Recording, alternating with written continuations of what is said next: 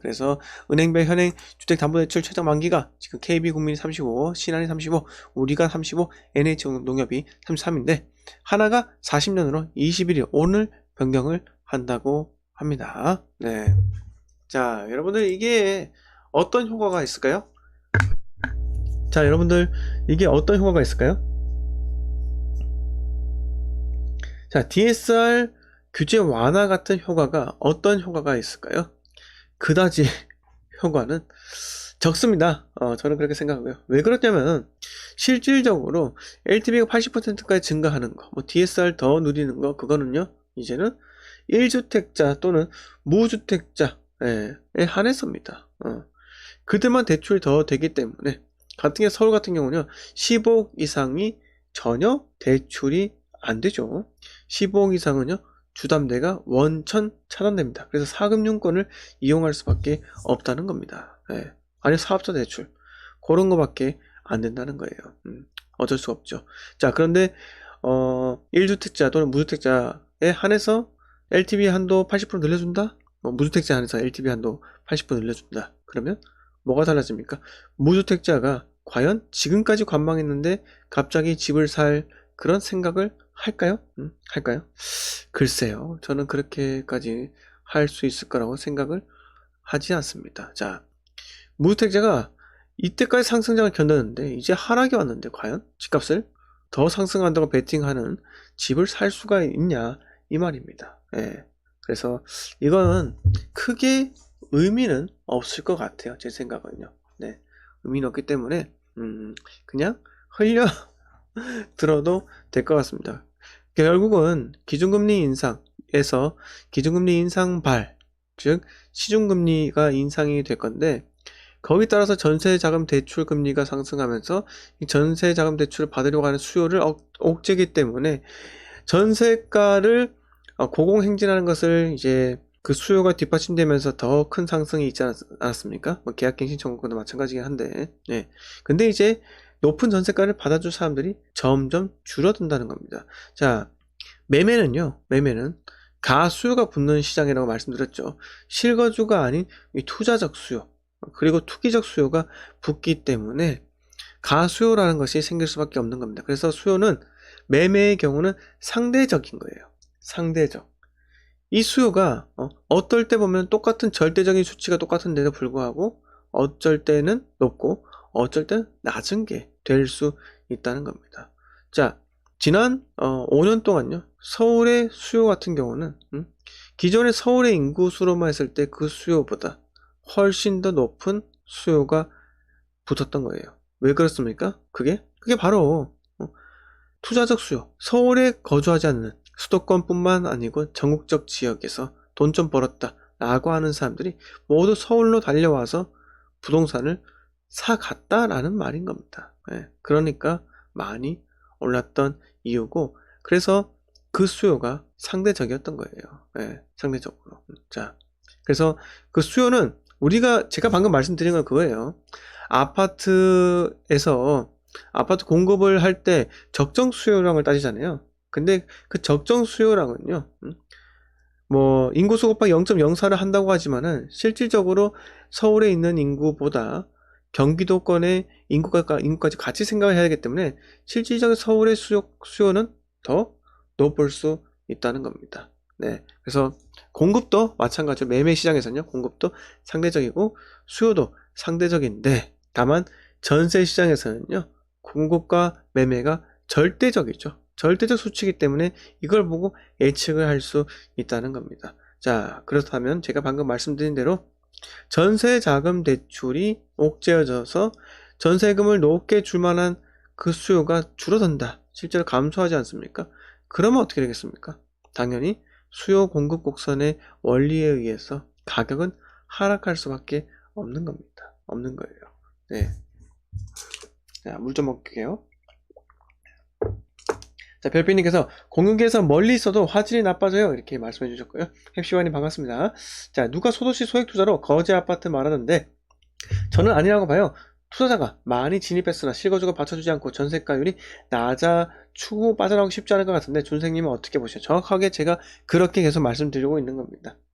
조선업 슈퍼사이클 오죠. 오는데 그거랑 상관없이 거제는 안 삽니다. 네. 거제는 투자 가치라는 것보다 투자자들이 진입이 너무 많아요.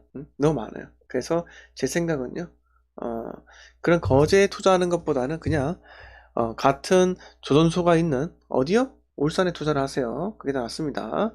광역시급에 투자를 해야지 내가 쉽게 빠져나올 수가 있는 거예요. 거제는, 집값은 오를 수가 있어요. 왜? 소규모의 거래량으로 인해서. 그런데 제 개인적 생각은요, 그렇게 하지는 마셨으면 합니다. 네, 위험한 투자예요. 네, 안전한 투자만 하세요.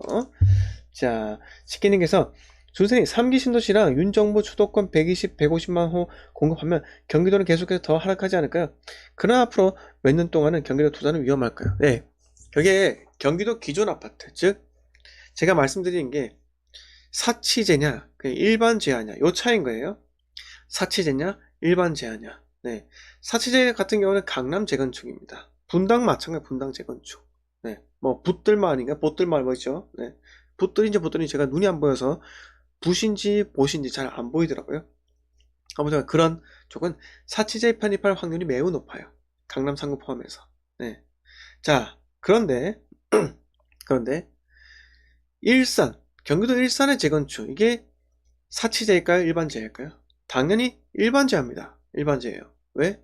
가격이 저렴하잖아요. 근데 왜 제가 일기 신도시, 특히 경기도 일산 쪽은 괜찮다고 볼까요? 자, 그 이유는 아주 단순해요.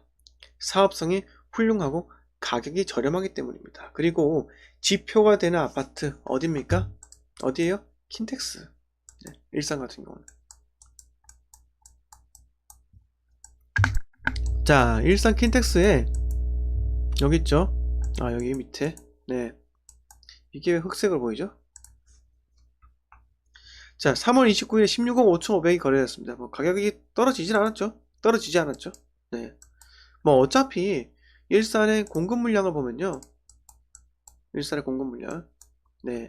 여기 이렇게 해서 공급 물량은 꽤 있어요. 꽤 있는 건 사실 파주도 많고. 근데 제가 왜 투자를 하랄까요? 그런 데서도 이미 인프라가 완성된 지 30년이 지난 이 동네에서 재건축은요. 상당히 호재입니다. 왜? 금액대가 저렴해요. 저렴한데 여기 킨텍스에 있는 이 아파트들 있잖아요. 여기가 가격 빠질 생각이 잘 없는 겁니다. 네, 잘 없는 거예요. 그렇죠. 일산 투자자 엄청 들어갔어요. 올해 들어갔어요. 그래서 제가 지금 사는 말이 아니잖아요. 제가 작년 여름인가요? 그때부터 해서 제가 일산에 투자를 좀 많이 하세요. 어디요? 주염역 인근하고 마두역 인근에 투자를 하세요. 이렇게 말씀을 드렸던 겁니다. 네. 근데 거래는 예를 들어서 강촌 동아 아파트 같은 거 있잖아요. 네. 쭉 상승하잖아요. 네. 거래는 거의 없어도 계속 호가와 실거래가가 같이 상승하는 이유는 뭡니까? 전세가는 뭐 보통이고, 네. 뭡니까? 바로 재건축 이슈 때문인 겁니다. 용적률 177%잖아요. 네. 자, 그래서 제가 말씀드리는 거예요. 네. 제가 작년에 여름에 이때부터 계속 말씀드렸어요. 네. 이때 5억대로 나왔었어요. 네, 5억대도. 자, 2021년. 네. 그때 동향이 5억대 나왔었는데 여기 5억 3천 거래되었잖아요. 네. 그다음에 바로 재건축 이슈 때문에 호가 쫙 올라가서 자, 5억 3천이 7억 4,500, 2억이 뛰었습니다. 2층과 4층이긴 하지만요. 물론 이게 동향의 가능성이 높아요. 6억대 했는데 이렇게 뛰었다. 높죠. 네, 높다는 겁니다. 자, 뭐 그래서 제가 재건축 쪽으로는 이제 일기 신도시, 특히 일기 신도시 중에서 일산 같은 경우는 워낙 저렴하기 때문에 이렇게 말씀드렸고요. 지금은 사라고 이야기 드리지는 않습니다. 지금 사라고 이야기 드리지는 않았어요. 네, 이렇게 말씀을 드려보고요. 자, 진세연님, 네, 오늘 반갑습니다. 준선님, 부동산 카페에 글을 올리셨는데 울산은 언제쯤 매수가 적기일까요? 크크. 크크는 저를 비웃고자 하는 건가요? 아니면은 뭐 궁금하셔서 아니면 비웃음인지 아니면 헛웃음인지 어떤 웃음인가요? 네. 자, 포데이님께서도 울산 남구 B08 지금 들어가기 늦은 거겠죠? 이렇게 하셨는데요. 자, 어떻게 생각들 하시나요? 한번 댓글 좀 남겨주세요. 네. 자, 그래서 치킨님께서 120에 150만원, 뭐, 그거 공급하는 건 무서워요. 근데 그게, 5년 안에 그렇게 공급한다는 건 절대 아니고요. 150만원, 일산 1기 신도시가 30만원인가요? 네? 1기 신도시 세대수가 어떻게 되죠?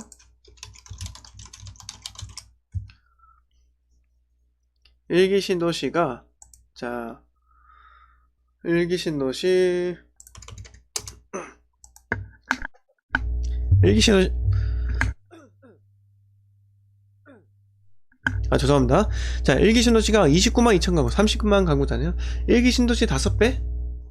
좀, 솔직히 말씀드려가지고, 장기간, 아주 장기간이겠죠.